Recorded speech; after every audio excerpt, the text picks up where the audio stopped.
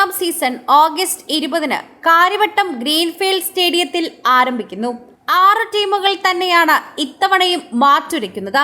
KCLന് രാജ്യാന്തര നിലവാരത്തിൽ ഉയർത്തുന്നതിന്റെ ഭാഗമായി അത്യാധുനിക സാങ്കേതിക വിദ്യകളും സീസണിൽ ഉൾപ്പെടുത്തിയിട്ടുണ്ട്. ഇപ്പോൾ അതിനേക്കാൾ ഉപരി എല്ലാവരും ചർച്ച ചെയ്യുന്നത് സഞ്ജു എന്ന ഐക്കൺ കളിക്കുന്നില്ല എന്നൊരു വാർത്തയാണ്. KCL മൂന്നാം സീസണിൽ കൗമാരപ്പട എത്തുമ്പോൾ കളിക്കുന്നെങ്കിലും സഞ്ജുവിന്റെ കാര്യങ്ങൾ ഏറ്റവും കൂടുതൽ ചർച്ച ചെയ്യപ്പെടുന്നുണ്ട്. IPL സ്കൗട്ടുകൾ ആരെ തൂക്കാൻ കാത്തിരിക്കുകയാണെന്ന് KCLന്റെ വിശേഷണത്തിലൂടെ നമുക്ക് മനസ്സിലാക്കാൻ സാധിക്കും. KCLൽ നിന്ന് നന്നായി കളിക്കുന്ന താരങ്ങളെ IPLലേക്ക് എത്തിക്കുന്ന ഒരു പതിവ് സ്വാഭാവികമായി നമ്മൾ കണ്ടിട്ടുണ്ട്. സഞ്ജു പോലും ഇത്തരത്തിലെല്ലാവരെയും അഭിനന്ദിക്കുന്ന ഒരു കാര്യം കൂടിയാണ്. അതും നമുക്കിവിടെ കാണാൻ സാധിക്കുന്നു. എന്നാൽ സഞ്ജു ഇല്ല എന്ന് തീർച്ചപ്പെടുത്തിയ തീരുമാനം തന്നെയാണ് എല്ലാവരെയും ഇപ്പോൾ ശരിക്കും പറഞ്ഞാൽ വിഷമിപ്പിക്കുന്നത്.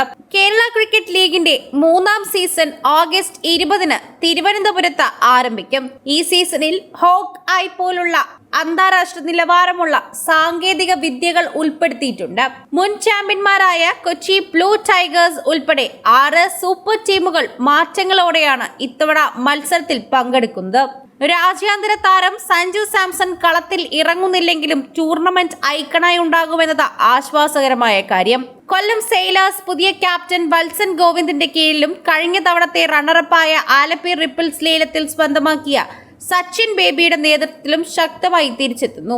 കേരള ക്രിക്കറ്റ് ലീഗിന്റെ മൂന്നാം സീസൺ ഓഗസ്റ്റ് 20-ന് തിരുവനന്തപുരത്ത് ആരംഭിക്കും.